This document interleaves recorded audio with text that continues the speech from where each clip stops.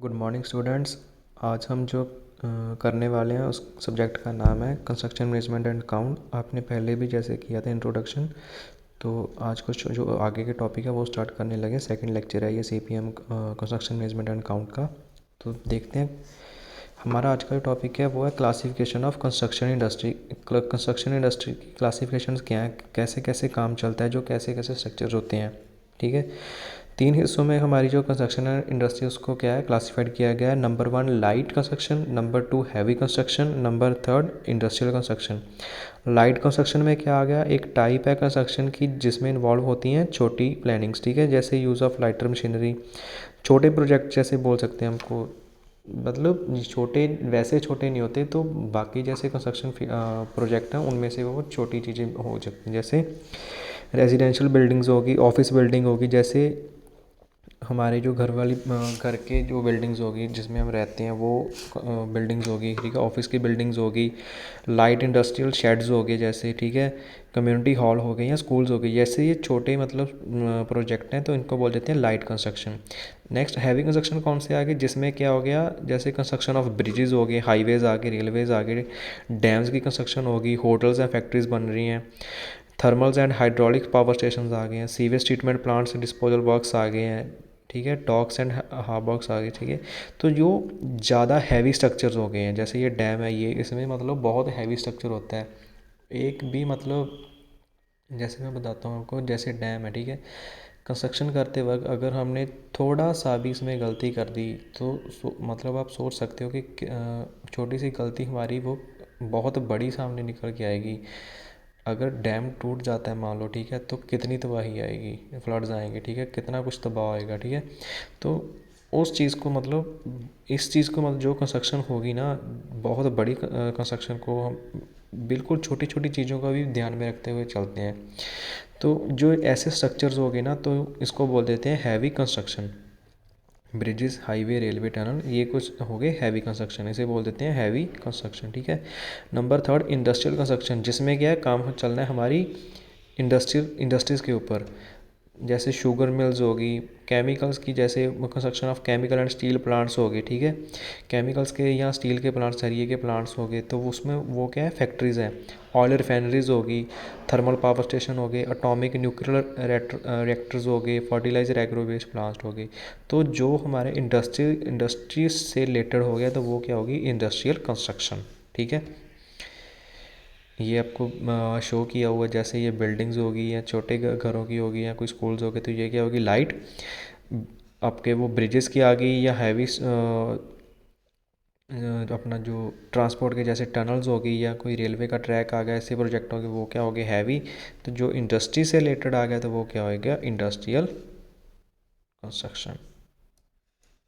तो आपको ये अपनी बुक में से पढ़ने, नोट्स भी आपको दे देता हूँ, PDF आपके ग्रुप में पहुंच जाएगा। ठीक है, नेक्स्ट आगे स्टेजेस क्या कौन सी होती हैं कंस्ट्रक्शन जब हम करते हैं, तो कौन कौन सी स्टेजेस होती हैं। नंबर 1 कॉन्सेप्शन, मतलब कॉन्सेप्शन का मतलब क्या है कि जैसे कोई बंदा कि मैं, जैसे मान लो मैं हूँ, ठीक है, मैंने बोला कि हम मैंने बिल्डिंग बनानी है, तो मैंने क्या किया कि मुझे ये रिक्वायरमेंट है। ठीक है, जैसे सपोज करो मैंने घर बनाना है, तो मुझे उसमें 2 बेडरूम चाहिए। ठीक है, ड्राइंग रूम चाहिए, एक वॉशरूम, 2 वॉशरूम चाहिए, किचन चाहिए, लॉन चाहिए उसमें। तो मैंने क्या करूँगा, उसको एक इंजीनियर हायर करूँगा, तो उसको बोलूँगा कि हाँ मेरे को ये काम करवाना है। तो वो क्या होगा कि मुझे जो जो रिक्वायरमेंट है, ठीक है, मुझे क्या चाहिए अपना जो बिल्डिंग है उसमें। ठीक है, तो वो क्या है कंसेप्शन। तो मतलब मैंने किसी के साथ जाके उस चीज़ को डिस्कस किया, तो फिर उसके बाद आएगा जो इंजीनियर है या कोई आर्किटेक्ट है, वो क्या करेगा साइड इन्वेस्टिगेशन करेगा। साइड इन्वेस्टिगेशन क्या है, कौन कौन सी चीज़ें करोगे, एक तो वो सॉइल टेस्टिंग करेगा कि वो जिस पे स्ट्रक्चर बनने जा रहा है वो उस मिट्टी का कैसे उसकी कि वो कितना भार है जो सह सकती है। ठीक है, कितना लोड एडजस्ट कर सकती है। तो काफ़ी टेस्ट होते हैं जैसे सॉइल के, अपने पढ़ाई होगा लास्ट सेमेस्टर में। तो फिर उसके बाद क्या आएगा डिटर्मिनेशन ऑफ वाटर टेबल, कि वाटर टेबल के कहाँ तक लाई कर रहा है उसका। ठीक है, फिर ड्रेनेज कंडीशन कैसी हैं, कि उसको अगर कि मतलब जो ड्रेनेज सिस्टम वहाँ पे सिस्टम है या नहीं है, या उसको कोई अलग से टैंक्स बनाने पड़ेंगे, तो वो सभी कुछ कहाँ देखेगा, साइड इन्वेस्टिगेशन करेगा। ठीक है, उस सभी चीज़ों को देखते हुए फिर वो क्या करेगा, उस स्ट्रक्चर को डिज़ाइन करेगा। ग्राउंड वाटर टेबल को देख के, सॉइल टेस्टिंग को देख के, उसके ड्रेनेज कंडीशन को देख के वो क्या करेगा, अपनी बिल्डिंग को डिज़ाइन कर देगा। ठीक है, फिर डिज़ाइन करके फिर उसको मतलब क्या करेगा, उसकी डिटेल ड्राइंग तैयार करेगा, स्पेसिफिकेशन एस्टिमेट लगाएगा। एक तो डिज़ाइन कर दिया कि हाँ मेरा स्ट्रक्चर कुछ ऐसे दिखने वाला है, अगर ऐसे दिखने वाला है तो इस पर कॉस्ट कितनी आने वाली है, मटेरियल कितना लगने वाला है। ठीक है, इसका जो एक रूम है उसका डिज़ाइन कैसा होगा, रूम के डिज़ाइन का मतलब ये नहीं कि अंदर से दिखने में अच्छा, कि मतलब उसके कितने कॉलम्स आने हैं, कॉलम्स में कितना सरिया डालना है हमने, कितना कंक्रीट डालना है, आरसीसी वो कंप्लीट डिज़ाइन करेगा, डिटेल ड्राइंग्स होगी उसकी, कि अगर एक रूम है तो उसमें कितने कॉलम्स हैं, कितने बीम्स हैं। ठीक है, और उसकी जो वॉल्स हैं वो कितने इंच की हैं, वो सभी कुछ क्या आएगा, डिटेल ड्राइंग में आ जाएगा। स्पेसिफिक कॉस्ट आ जाएगी उसकी, कि एक रूम की कॉस्ट कितनी आ रही है, सारी बिल्डिंग की कॉस्ट कितनी आ रही है, उसको जो इलेक्ट्रिकल वर्क हो रहा है, चाहे वो सैनिटेशन का वर्क हो रहा है, जैसा भी हमारे घर में काम हो रहा है, तो उसका क्या होएगा, प्रॉपर एस्टिमेट होएगा कि इसका इतनी, ये अगर हमारा जैसे 1500 स्क्वायर मीटर का अगर घर बन रहा है, ठीक है, तो उस चीज़ का मतलब प्रॉपरली क्या होगा, एस्टिमेट होगा कि अगर जैसे 30 बाई 15 का कोई प्लॉट है मान लो, ठीक है, तो उस अगर 30 बाई 50 के प्लॉट का जो घर बन रहा है कितने स्टोरी है, चाहे मान लो आप दो डबल स्टोरी कर रहे हो, ग्राउंड और फर्स्ट फ्लोर, ठीक है, तो उसके ऊपर कितनी कॉस्ट आ रही है, क्या ड्राइंग्स है, कैसा कितने रूम है, उस एक एक रूम की क्या होगी, डिटेल ड्राइंग होएगी, उसके रूम की स्पेसिफिकेशन होएगी और एस्टिमेट होगा उसका। नेक्स्ट आ गया फिर वो उस ये चीज़ तो तैयार होगी। अब वो क्या करेगा, कॉन्ट्रैक्ट है जो कॉन्ट्रैक्टर ठेकेदार को दे देगा कि हाँ तुम इस मेरे प्रोजेक्ट के ऊपर क्या कर, काम कर, कि मेरा ये बिल्डिंग है, इसके ऊपर इतना खर्चा आने वाला है, ये कुछ ऐसी ड्राइंग है, तो मेरी बिल्डिंग को तू बना। तो जो बंदा आगे वो चाहे जितनी लेबर लगनी है वो क्या करेगा, किसी बंदे के साथ क्या करेगा, कॉन्ट्रैक्ट करेगा कि हाँ तू मेरा ये काम करेगा और उसके ऊपर जो भी लेबर लगनी है तो मेरे को क्या करेगा, ला कर देगा। तो वो क्या होएगा, कॉन्ट्रैक्ट हो जाएगा। ठीक है, फिर उसके बाद क्या होगी, सुपरविज़न होएगी। अब जिस इंजीनियर ने या आर्किटेक्ट ने वो क्या स्ट्रक्चर डिज़ाइन किया है, तो वो क्या करेगा कि हमारा जो प्रोजेक्ट है, चाहे मैं हूँ, ठीक है, जैसे मतलब जैसे मैंने अपना घर बनाना है, मैंने इंजीनियर को बोला, इंजीनियर ने आगे क्या किया, कॉन्ट्रैक्ट कर लिया। तो फिर उसके बाद क्या है कि जो वो बंदा काम कर रहा है, घर का जैसे काम शुरू हो गया, तो वो क्या है, कुछ का हाथ तक वो जैसे मान लो ये बिल्डिंग से तैयार हो गई है, ठीक है, तो ये जो काम कर रहा है ना, उसकी हम क्या करेंगे, सुपरवाइजिंग करेंगे। सुपरवाइजिंग कैसी होगी कि हमने जैसे बोला कि मुझे इतने रूम चाहिए, क्या वो इतने रूम दे रहा है, अगर जो मैंने मटेरियल बोला क्या वो मटेरियल लग रहा है। ठीक है, अगर मैंने यहाँ पे बोला 4 कॉलम हैं, तो क्या वहाँ उस रूम में 4 कॉलम हैं, अगर हैं तो उसकी स्ट्रेंथ वगैरह कितनी है, वो सभी की चीज़ें किस में आ जाएंगी, सुपरविज़न में। ठीक है, नेक्स्ट उसके बाद क्या होगा, कंप्लीशन। ये क्या है, लास्ट पॉइंट है इसका।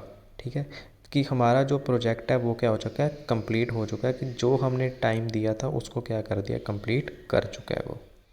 तो ये कुछ थे आपके स्टेजेस, की जो हम कंस्ट्रक्शन करते हैं उसके कौन कौन सी स्टेजेस होती हैं। ठीक है, बढ़ते हैं अपने अगले नेक्स्ट टॉपिक की ओर, वो है कंस्ट्रक्शन टीम। कंस्ट्रक्शन टीम क्या है, कंस्ट्रक्शन टीम क्या है कि the engineer designs the project for the owner as per the needs for construction build the project for him. Thus it is the collective effort team to achieve the desired goal as construction is ultimate objective of the design. कि जैसे कोई owner था, उसने क्या बोल दिया कि मेरे को ये चीज़ चाहिए, ठीक है, उसमें जो एक तो हो गया ओनर, कि जो बंदा पैसे लगा रहा है कि मुझे ये चीज़ चाहिए और मैं इसके ऊपर पैसे लगा रहा हूँ। ठीक है, फिर उसके बाद आ गया इंजीनियर, जो उस जो चीज़ उसे चाहिए उसको क्या कर रहा है, डिज़ाइन कर रहा है।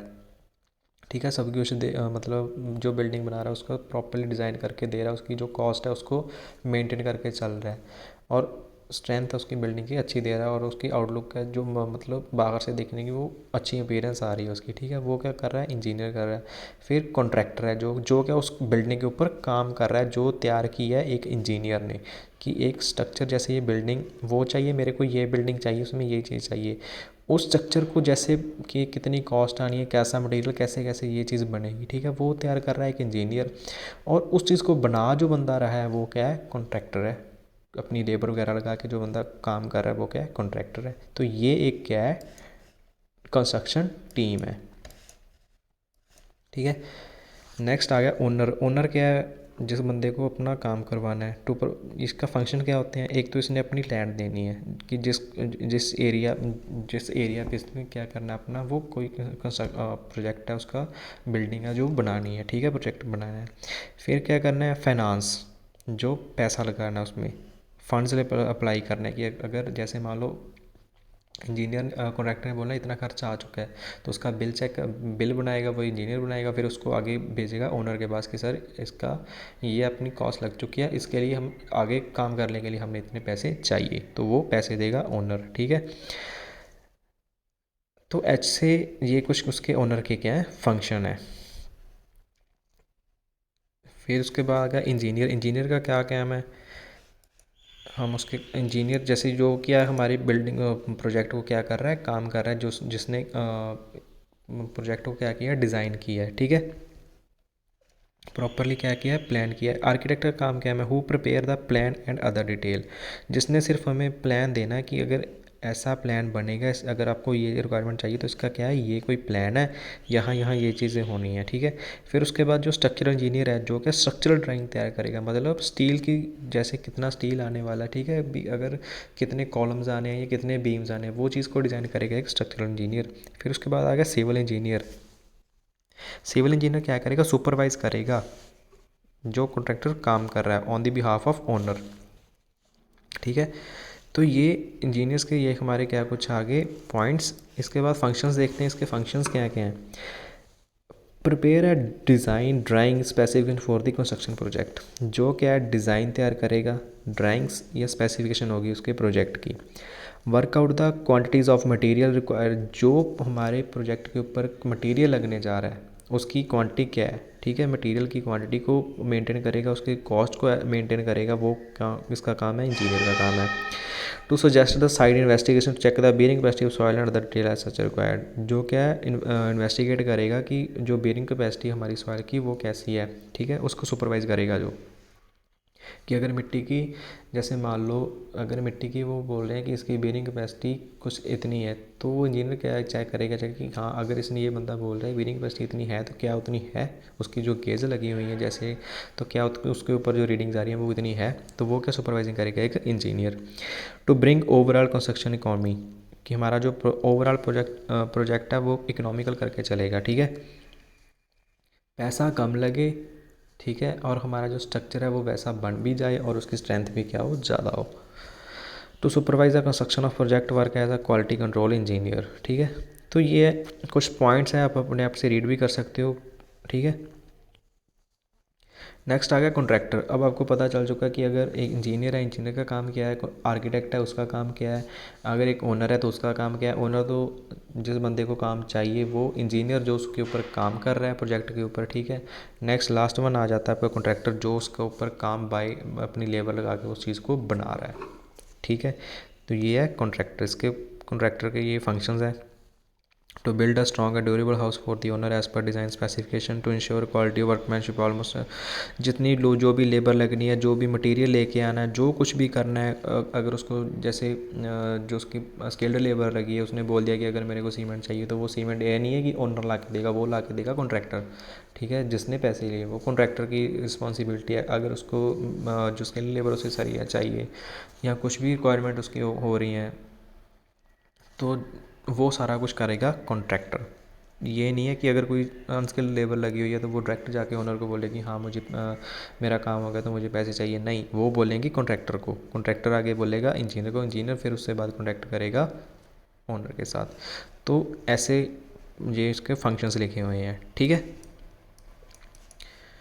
तो आज का जो आपका लेक्चर था वो हो चुका है कंप्लीट। इसके आगे क्या जो पॉइंट्स हैं हम पढ़ेंगे नेक्स्ट लेक्चर में। Thank you.